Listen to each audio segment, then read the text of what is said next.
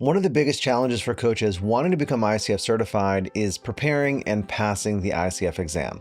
And in my last video about passing the exam, I mentioned something called the values hierarchy method. And wow, did that strike a nerve with a lot of people. The messages have been pouring in, asking me to break this down even further. So today, we're going to be going deeper into that approach. And I want to show you exactly how to develop and use the values hierarchy system that I believe made the difference between my failure and my success on the ICF exam. And here's the thing about the ICF exam that makes it so, let's say, challenging, and why traditional test-taking strategies don't always work. You'll often look at the 4 answer choices available and think, wait, I would actually do 3 of these in a real coaching session, and they're all pretty good approaches.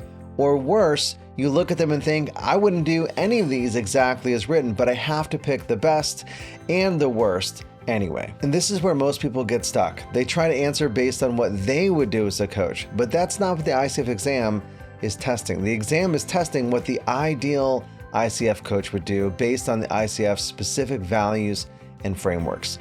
And to figure that out, you need a systematic way to differentiate between good, better, and best, or bad, worse, and worst. That's where the values hierarchy comes in. Now, before we dive in, I want to be completely transparent.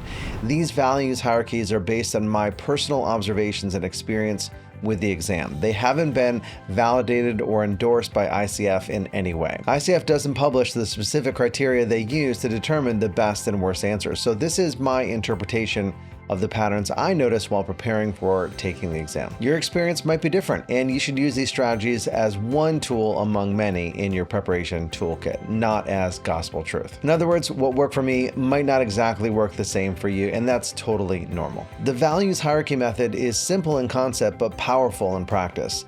Instead of going with your gut or trying to spend lots of time guessing what the test makers want, you develop a clear ranking system of what ICF values most highly. Then, when you're stuck between 2 good answers, your hierarchy tells you which one to choose.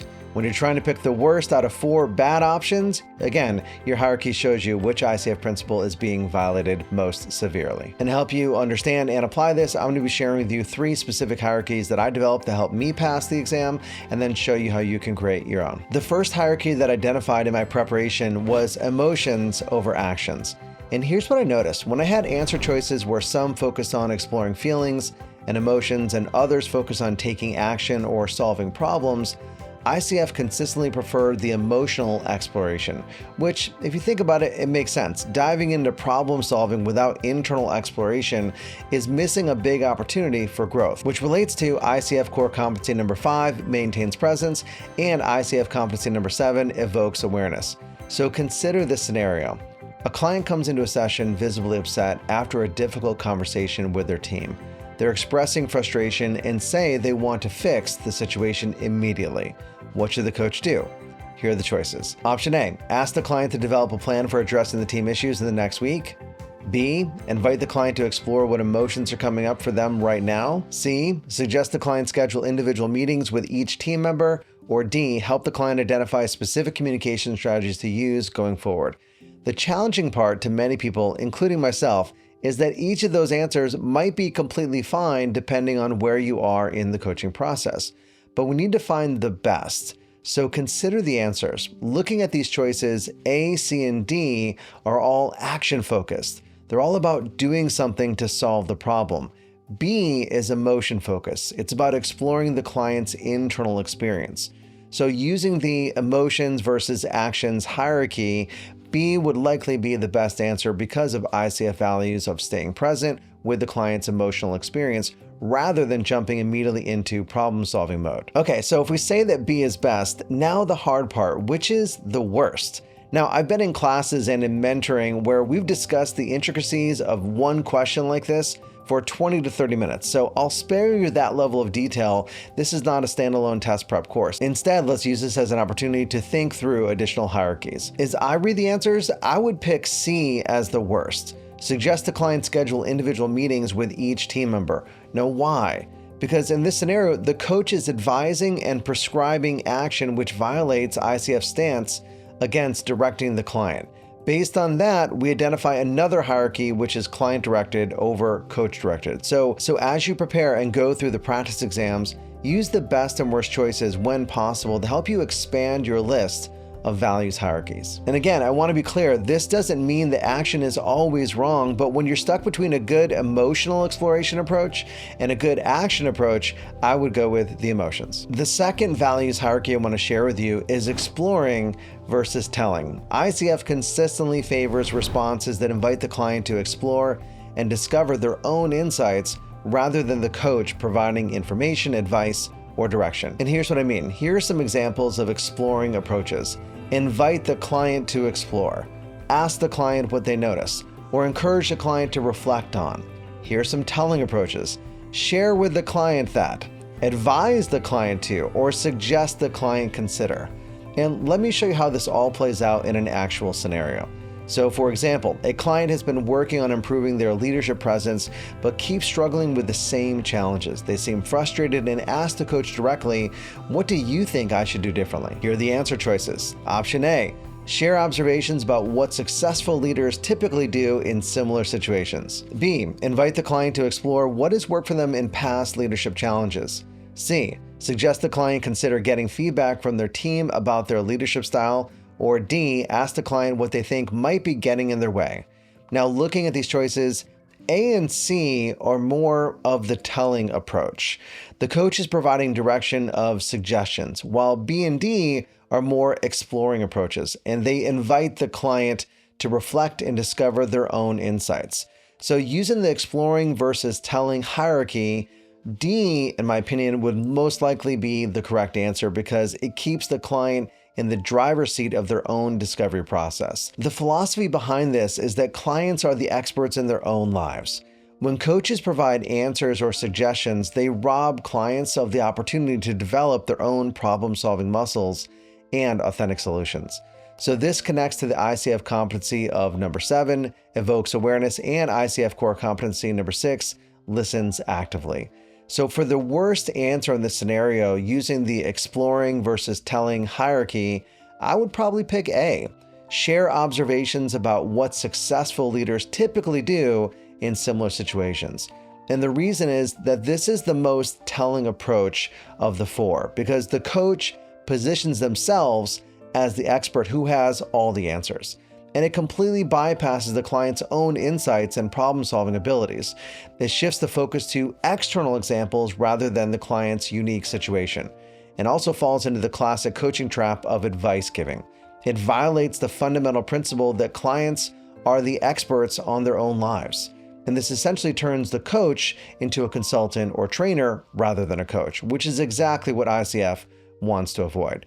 And this also goes back to the hierarchy that we identified in the last example, which is client-directed over coach-directed. This next one was the most surprising hierarchy that I discovered, and honestly, I'm still not 100% sure I understand ICF's reasoning, but the pattern was consistent enough that it helped me on many questions while passing my exam. When you think about options in relation to past, present, and future, here's the ranking that I noticed. The present moment tends to have the highest preference, followed by future orientation, and finally past orientation. So we're left with present, future, then past. To help us see how this all works, let's take a look at this scenario.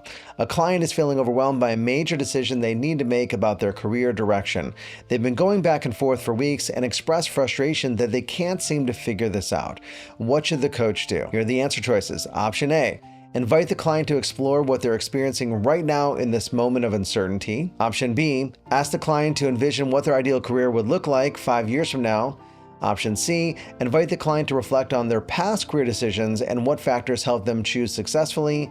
Or D, ask the client to research industry trends and salary data before making the decision. Now, if we look at these options through the present, future, past hierarchy, we see that A is the most present focus. It focuses on what's happening right now, their current experience of uncertainty and overwhelm. While B is future-oriented. It invites them to imagine and create a future vision. C is more past-oriented. It draws on historical patterns and previous experiences, while D seems to be more external and action-oriented. It shifts away from internal reflection entirely towards external research. So using the present over future over past hierarchy, A would be the best answer because ICF values staying present with what's alive for the client in the moment. In this situation, it's their current experience of uncertainty. And if we consider it from a competency perspective, we're thinking of competency 5, maintains presence, competency 6, listens actively, and competency 7, evokes awareness. Option D would most likely be the worst answer because it completely bypasses the client's internal process and sends them to external sources for answers, which violates the fundamental coaching principle that clients have their own wisdom. So as you can see, this scenario demonstrates how present moment awareness typically wins, especially when compared to external research-based approaches. Now here's the key. Again, these are my hierarchies based on the patterns that I notice. You need to develop your own by analyzing practice questions systematically. Let's walk you through step by step on how to do that. Step 1, get access to high-quality practice exams. I mentioned Listen to Heart and Solutions Academy in my previous video, and those are still my top recommendations. And I'm sure there are other amazing resources out there as well. Feel free to do your own research. Step 2, for every practice question, don't just note the right answer. Ask yourself, why is this the best answer? And what principle or value makes it better than the others? Step 3, start a document where you track these patterns. And in addition to what we've already talked about in this video, here's some other hierarchies to consider. Addressing issues versus ignoring issues. Being authentic versus taking care of others. Focusing on the source rather than focusing on the symptom. Thinking versus feeling versus doing. As you go through the practice exams, think through the hierarchies that exist and write them down to create a master list. And while you're doing that, you can do step 4, which is to test your emerging hierarchy on new practice questions. If your hierarchy consistently helps you pick the right answers, you're on the right track. Step 5, refine and adjust. Maybe you'll find that my emotions versus action hierarchy doesn't hold up in the way that you interpret the scenarios, and that's fine. Develop your own. The goal isn't to memorize my exact hierarchy. The goal is to develop a systematic way of thinking that helps you differentiate when you're stuck between good options. Thinking in values hierarchies can be a game changer and can make all the difference in the world. And at the same time, make sure you don't fall into any of these traps. For example, trying to apply the hierarchy rigidly to every question.